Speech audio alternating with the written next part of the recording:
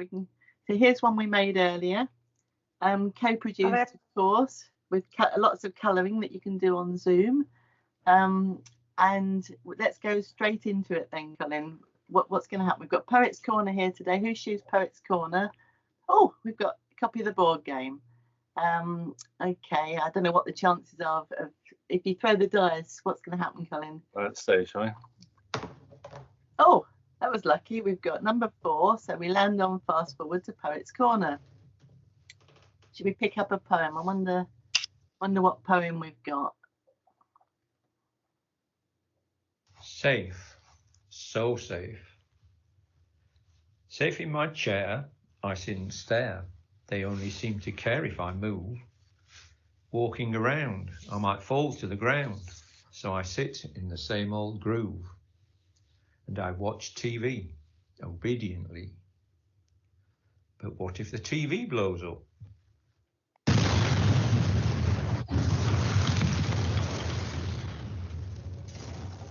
So the power of poems. So this is our tent, and very glad that some people have dropped in, and we hope some more again to pick up later. So this is a wonderful poem that's kind of like the theme of our session a bit, that little things matter, and it's written by the wonderful Florence Wilcock, who's on the call with us today. Reassured. It's written in my notes, so it must be true. But is that reassurance for me or for you? You may have the power of writing, but how can you know the demons I am fighting? The symptoms that plague me, the worries that assail me. All normal pregnancy, you say, and dismiss them away. Let's get back and focus on the clinical, the physical. You try and be kind, but inside I can't stop the whirlwind that is my mind. Brilliant, Flo. So welcome, Flo. Tell us a little bit about that, why you wrote that poem, how it felt about your clinical practice. Should we stop sharing the screen and then we can see the participants? Yes, thank you, Jill. So I wrote that poem when we were starting our Mind and Body project, which was about pregnancy, mental health and physical health, mind and body, as it says.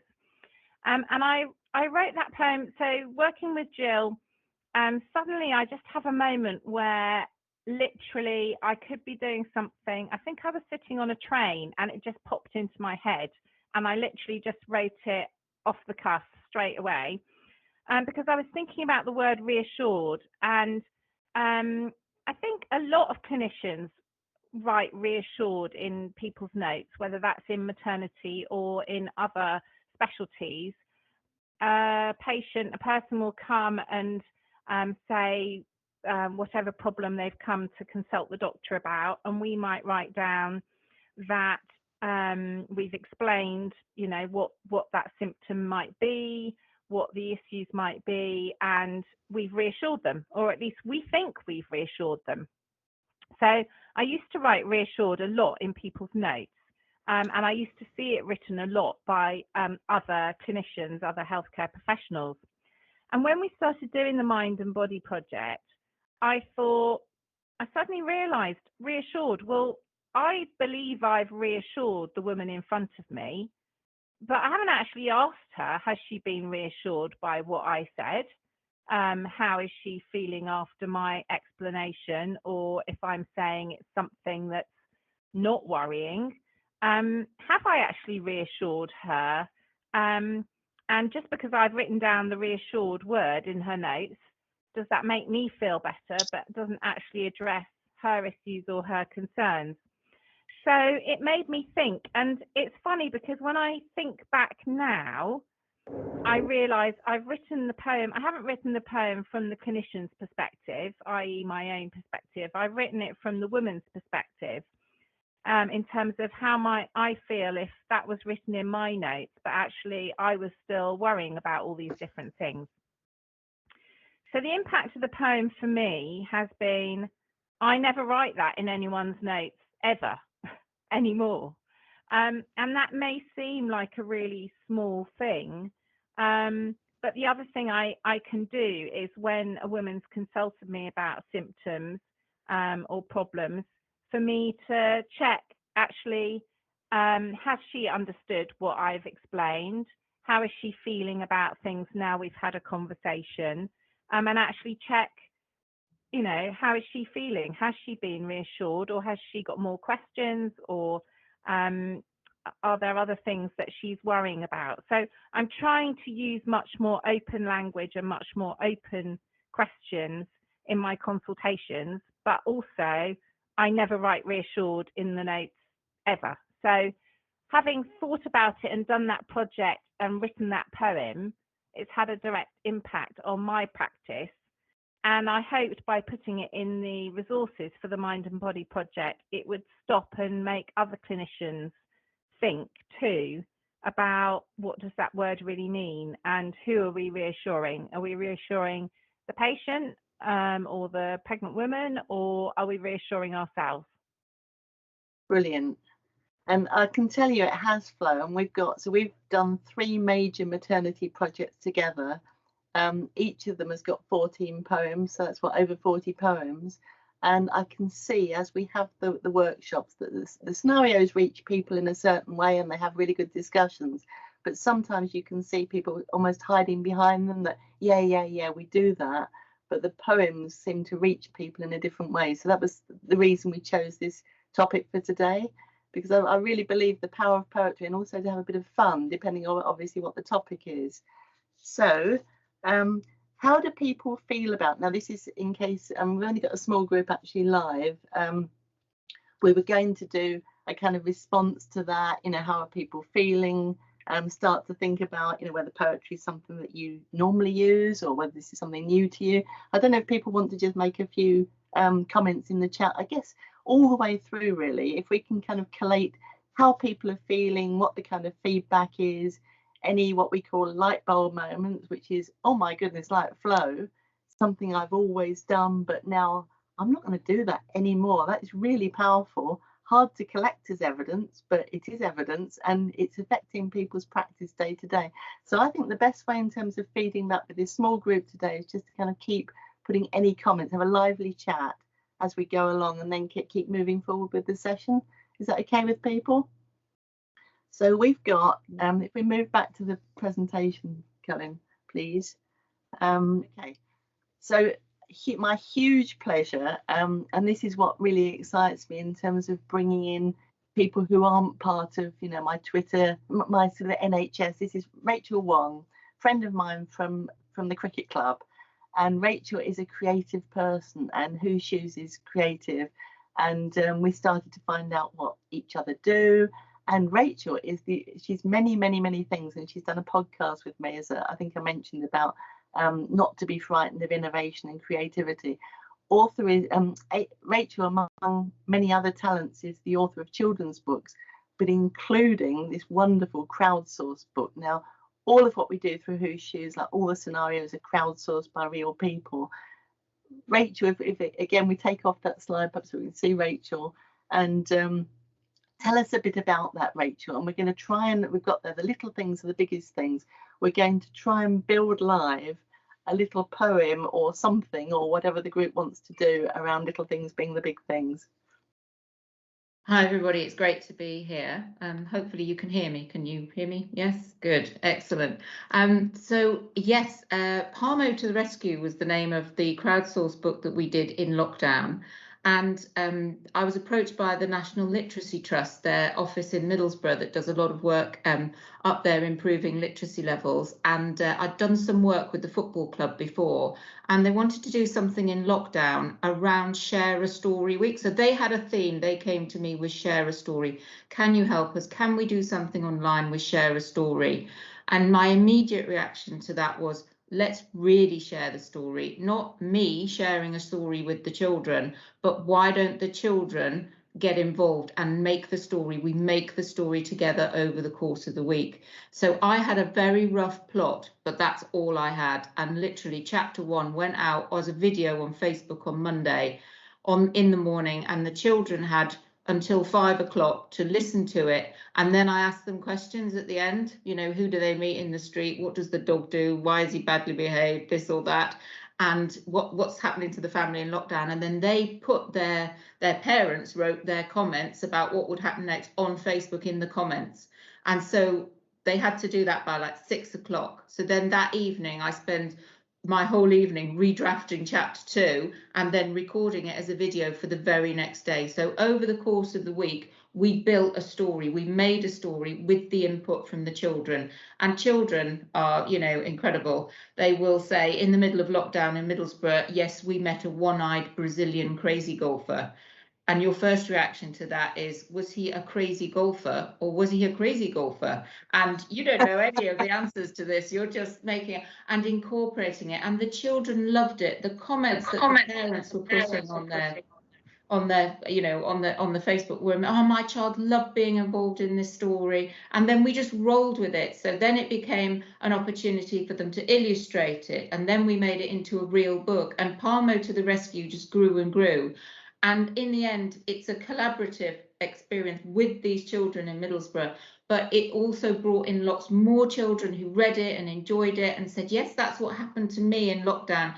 And it became like a historical document as well, recording from a child's point of view, which I think we missed a lot in lockdown. You know, children, what the experience of children, you know, there is this little corner in Middlesbrough where we have recorded what the children felt and their input into the book, talking to them. So I will shut up there because I know we haven't got much time, and I will talk for ages if given the opportunity. So I don't know how that sort of contributes to the piece, but hopefully it gives you an idea of what we can do when we just pick it up and roll with it. Yeah, I think this, I mean, we put our podcast together, Rachel, didn't we? Like 24 hours from conception to actually recording it.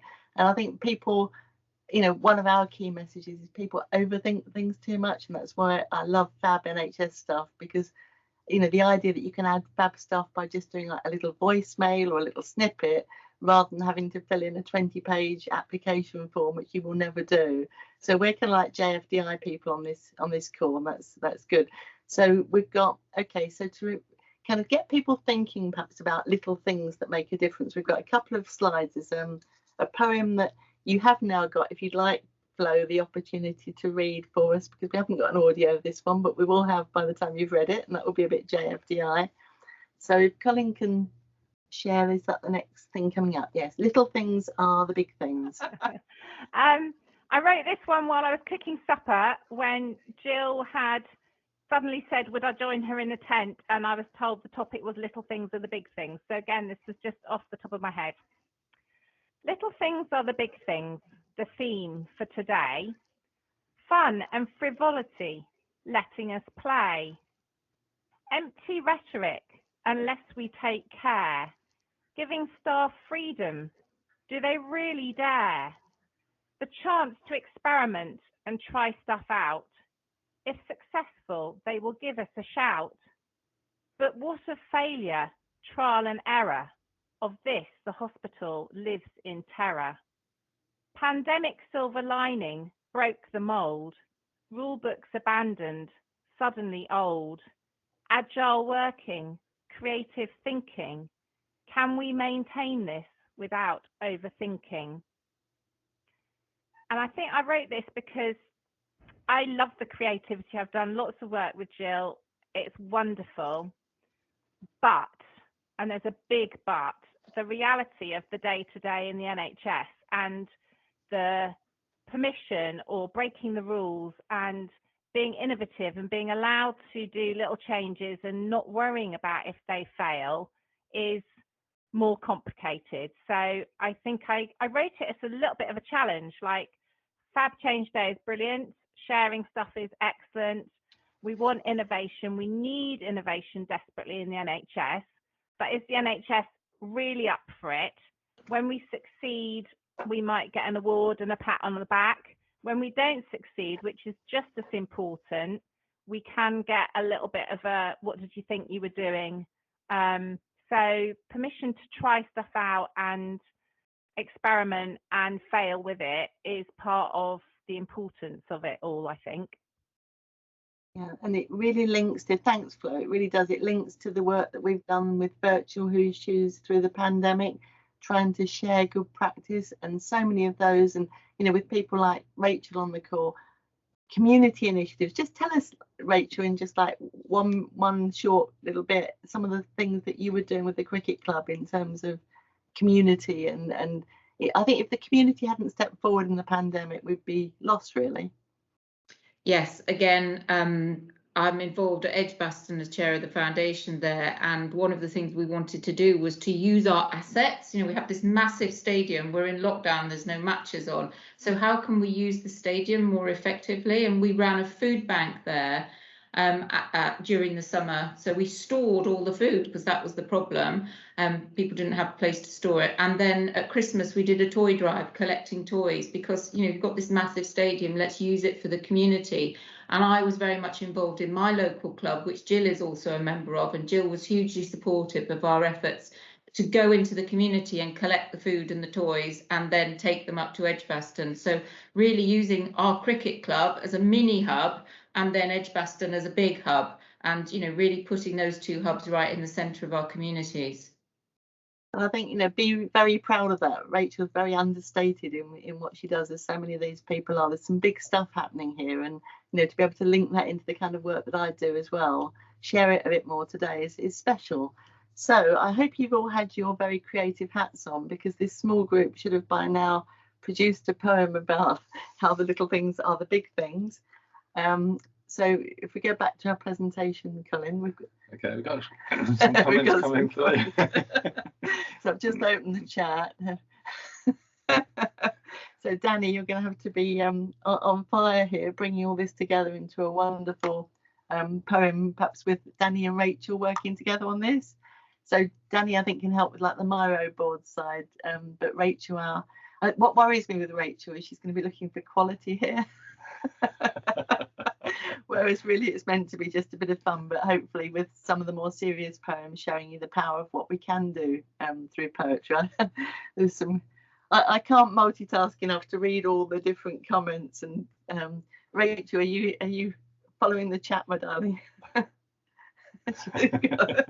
We've got a thumbs up. So within Who's Shoes, we really try and, it has been a big theme throughout, really, that, I mentioned don't overthink, the whole idea of little things are the big things. Do you remember this one, Flo? It came from our original maternity work.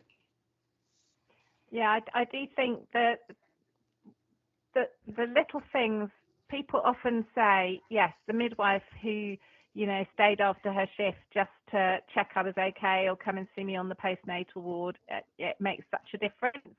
Makes you feel valued, makes you feel important, makes you feel like you're special.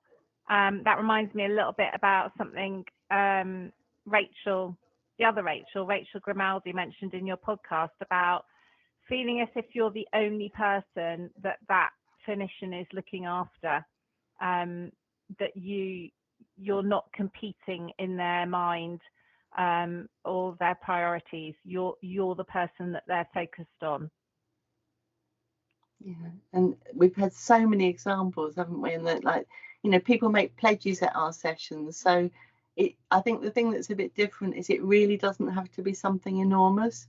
Some of them have been genuinely enormous. And in terms of like my battle, if you like, in some ways, with some of the more official people in the NHS, I've been very kind of maverick in terms of literally refusing to count pledges, because to me they're meaningless. Certainly meaningless to count until something happens as a result of them. And then to have people like Flo who nurture and actually follow up with people as human beings. You said you wanted to do, tell us about the graffiti board, Flo. That was like the from the very, very first workshop in 2014. So this was one of our midwives, Balvinda. She had this idea of having a blackboard that women could take a piece of chalk and write their feedback. And she she pledged it at the workshop. That was October, and it all kind of went quite quiet. And the following June, I discovered she'd been working steadily away with estates and infection control and all the kind of usual red tape paraphernalia. And she managed to get put up 2 blackboards. So we have one in the entrance to the maternity unit and one on one of the other postnatal wards that's in a different building. And they are used to feedback about care, but they're also used as impromptu birth announcements. So people will write something up maybe when they've had their 20-week scan and they've connected with their baby, or they'll write as they leave the hospital with their baby what the baby's name is and date of birth. Or we've had some people write about the baby that's died, that to commemorate their baby. And we've had obviously we don't have children in the unit at the moment, which is such a shame because of the pandemic, but we used to have siblings come and write messages to their baby brother or sister or welcome baby sister on the board. And so it's lovely to see all these new lives being celebrated, as well as comments about our care. And the sad thing is, every now and again, obviously we have to rub the whole lot off and start again. But I love it as I walk in and out of the unit. It also gives me that kind of buzz of, oh, what's on the graffiti board today? What have people written? And I particularly love it when I see that there's a baby Florence. In fact, I know there was a baby Florence last week. So someone told me that separately, actually. But it's just a really nice human way of connecting with that joy of the new arrival, actually. So it's become a much bigger thing. And then because we'd done it and we wrote it up as a case study, I know it's being copied in quite a lot of other maternity units, actually, as a kind of good practice idea. So sharing that learning, that one idea in that one workshop, has now spread to lots of other maternity units. Brilliant, Flo. And one thing that's become very apparent through the podcast that I made with Terry Porritt today, so she's the person who collates everything and does wonderful things with Fab Stuff, is that we've really missed a trick, I think, in terms of properly collating these kind of good practice examples within the Fab NHS Stuff resources. So we're going to do better, I think, in terms of Terry's going to set us up a proper campaign page. And I honestly think there's something around when you're busy doing things, you don't necessarily stop and do this stuff. And we've both filled in an application, haven't we, for Beneficial Changes Network Flow in terms of our podcasts and Who's Shoes and so on. But it takes time to actually stop, and there were quite a lot of questions, weren't there? Whereas Fab Stuff is easier, so that's good. And I think the other thing that I love doing is, and it sort of comes on to the next bit in a minute, is I love how these different ideas bounce around. So your graffiti boards, to see them somewhere else, to see photos tweeted by somebody else. But it reminded me immediately, and this wasn't a direct link, it's kind of indirect, a Who's Shoes maternity workshop we did at Warwick Hospital. And the labour ward, the lead there, suddenly had this like genuinely big lemon light bulb moment that, oh my God, I work on this maternity ward and babies are born all the time. And that wasn't the lemon light bulb. I think she knew that bit. But it's just routine. It's just routine for them. Someone's standing at a desk, a new mum's there, a new family. They're being perhaps, wheeled through to the postnatal ward with the new baby. And she thought, it's not going to take me much time. I'm going to, and my staff, have this stop and celebrate. So we had a hashtag stop and celebrate. And this is how you can kind of mix things up with social media. And I'm not kidding, within 24, 48 hours, it went viral. And people were commenting from around the world. We had somebody in Melbourne saying, I'm going to get behind this. And then other people were saying, well, we already do this. We put a tree on the wall. We do this. We do. So people started sharing, either stuff that they were already doing or getting behind this energy that actually that would make a big difference to that. And it makes it more fun for the staff as well, doesn't it? That you're actually having that human connection rather than just being at work processing the form or whatever. Yeah, and sometimes you see that when we have students. I love it when we have medical students and it's the first birth they've ever seen. They come to the labour ward and they see a baby born, and it does help remind you what a momentous and special occasion it is for that family. And yeah, if for us it's the day to day, but you've got to, every now and again, you've just got to think, wow, that's a whole new person. I had one of those moments. I mean, I do have those moments every week, but I did have a particular moment last week where I was in the changing room and I just looked down at my hands and I thought, oh, these hands have brought 4 babies into the world today. How cool is that? That is amazing. And I took a photo of my hands and I put it on Twitter. And I have to say, it's very difficult to photograph your hands, by the way.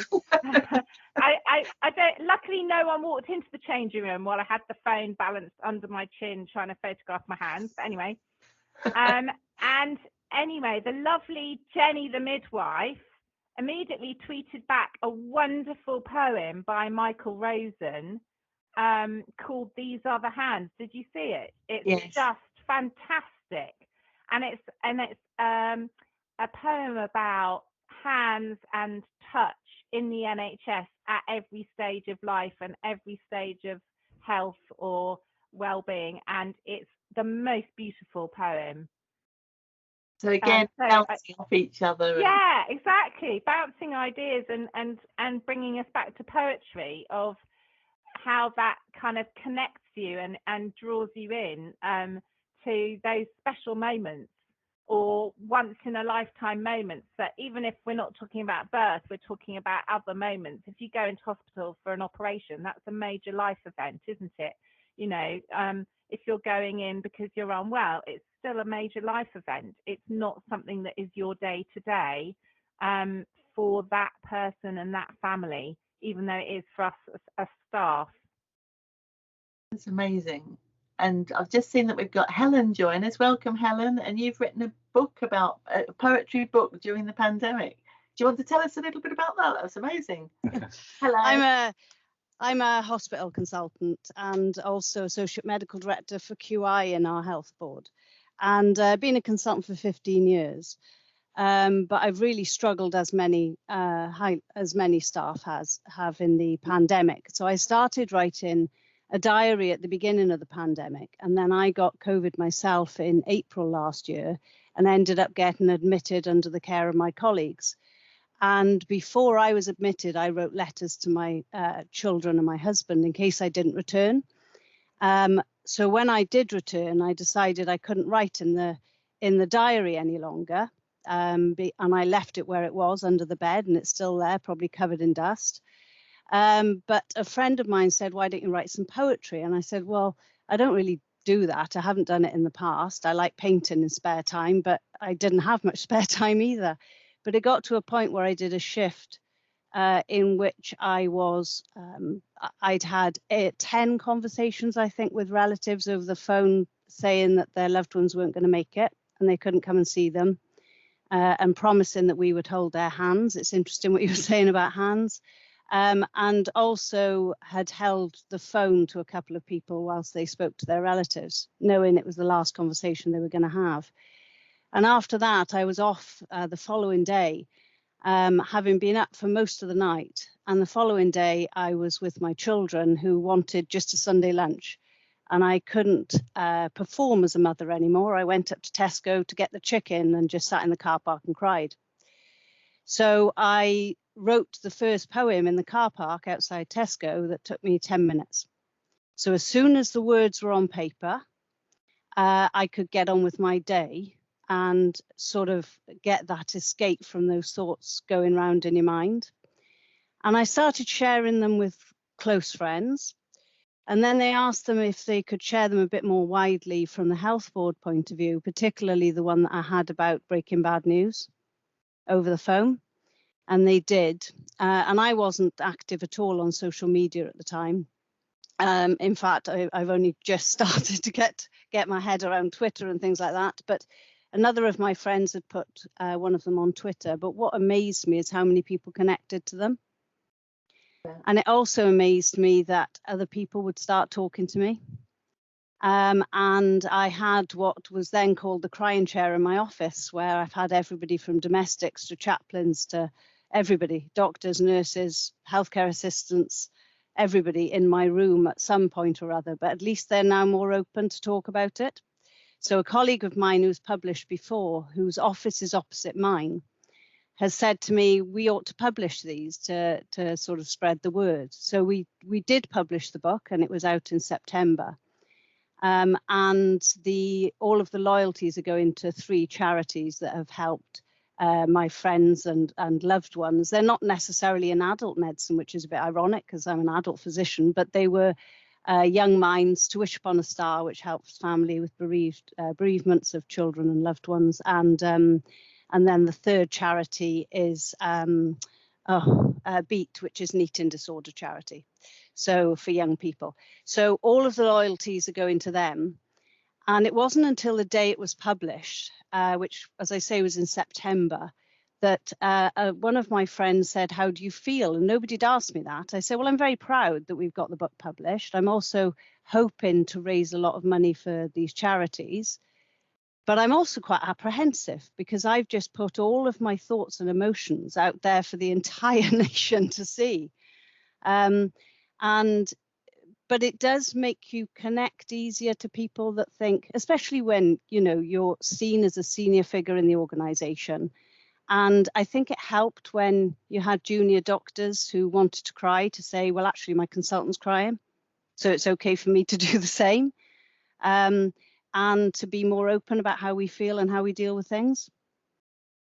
So, you know, it sounds as though I shouldn't have missed the first 20 minutes of this, or half an hour. Again, it's my technology that I'm struggling with, trying to log on. But yeah, it's something that has been very important to me. So now I want to help other people to be able to find that release for themselves. Well, I'm absolutely thrilled that you've joined, Helen. Sorry about you know, coming later. I think that's the nature of the day, but you've actually added something really profound to our little, you know, it's a very much a session where we don't know where it's going to go quite. We've got lovely Carol on the call. Do you want to read your poem, Carol? So we were talking about the little things make a difference, and I like your little ditty that you've just dropped in the chat. That's it. But using some of the ideas I've seen on the chat, I've written something. Shall I fire off? So being creative, we can overlook by playing it safe, following the rule book. What could be gained if we dared to risk it? Let our minds wander over tea and a biscuit. Pierce the noise with a powerful poem, an extra mile travelled to get someone home. Wow. We've got talent in this group. We are small and perfectly formed, I think. And even Colin's thinking that me getting him to do the PowerPoint at 11:30 this morning is kind of shaping up into something, isn't it? Yeah. Pretty good. That's brilliant, Rachel. Very good. Carol, we could definitely hear you, Carol, so I think you're okay. Go, I think. Oh, okay, well done. We want that. Because that was fun. Right. I went to visit my son in Copenhagen, as one does, and quite enjoyed it, and then thought, oh, I'm getting, not that I was getting pressure from Jill, but, you know, kind of like when you get 6 or 7 messages within a day, you kind of, come on, you know that you better come up trump. So I wrote her a little note and I said, I understand that now's the time to think about another rhyme to read aloud inside a tent and think that it is time well spent. This follows from a lengthy verse comprising couplets, random source. Pauline, Carol, Mandy too, lots more, but naming just a few. And Christina with her happy grin, I'm sure she said, hey, count me in. But getting back to current ask, forget that merry band. This is an individual task, important job in hand.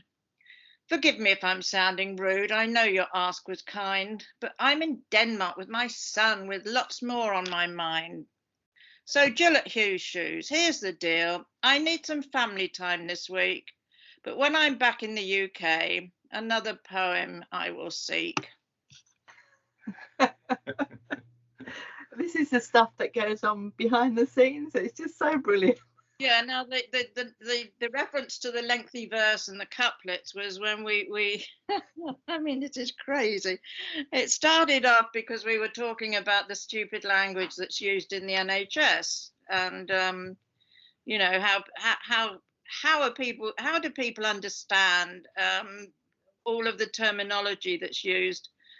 And so it started off with me saying that the thing about being told about stakeholders and patient pathways, and I said I've got a pathway from my kitchen door to across my garden where there's a stakeholder holding up my fence. So that's what those two words mean to me.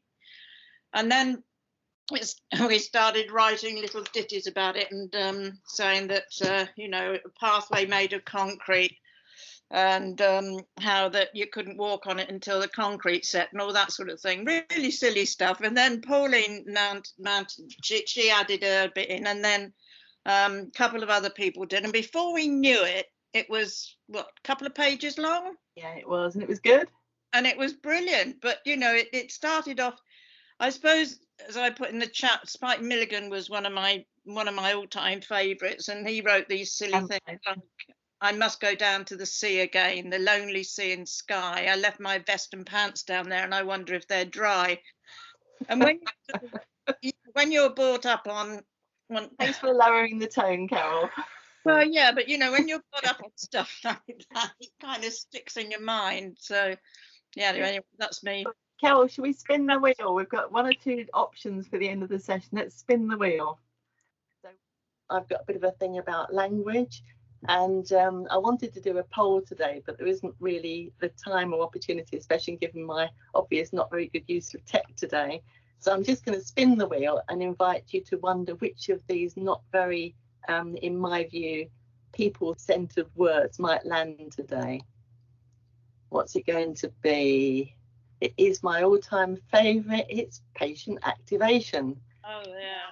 I think that might be a pointless one in terms of if you asked 100 people in the street what that meant or expected them to come out with that as a way of describing people, it probably wouldn't happen. So we've got just a few minutes left. We've got a couple of ideas lined up. Let's see if we can fit both of them in. Let's try and do the missed appointment, Colin, which actually features, can you believe, Mr. Who Shoes reading it? The missed appointment. I became aware of a mole. It didn't worry me much. It looked slightly different, felt a bit odd to the touch. Get it checked, the wife said as she inspected it in bed. I did. The GP referred me to Mr. Blenkinsop's clinic. I thought, here we go, but perhaps I'm a cynic. As the months passed, I tried phoning, but the phone wasn't manned. It was very tempting to put my head in the sand. They'd said 6 to 8 weeks. Well, yesterday, hallelujah, I received a letter. I bet you're thinking that things will get better. The envelope was postmarked the 10th of June. Dull, the appointment was the 9th. A little bit too soon. Today's the 13th, unlucky for some. I phoned and luckily I managed to get through. I was annoyed but polite and asked what we could do. Well, because it's a missed appointment, I couldn't believe what she'd said. It made me see red. Suddenly, the whole thing was my fault instead. Building the future. A global pandemic. There is no question we were scared. But with fantastic team working, we came together because we cared. In some ways it was refreshing, a weird kind of blessing. We were able to be bold, to ditch things that left us cold. Targets for the sake of targets, counting for the sake of beans, filling endless paperwork like soulless machines. With rapidly changing guidelines, new procedures every day, we tackled huge challenges and always found a way. We surprised ourselves, responsive and reactive, sharing and learning, a rare chance to be proactive. Our clinical skills recognised, self-motivated, energised. What is best for this patient, this situation, now? Do you need to take a break? Listening with compassion, feeling valued and cared for, staff and patients, everyone. How did it happen? We were so remiss that it took a pandemic to appreciate this. The stifling bureaucracy has lifted, the power has shifted, and if there's one thing we know, we must never let this go. So I think we're still recording. I think we've caught that end bit. I don't know how you found that, but thank you for joining our tent. That was brilliant in terms of the people that came along, and that really incredible conversation woven through all sorts of different people and different experiences. Thank you so much.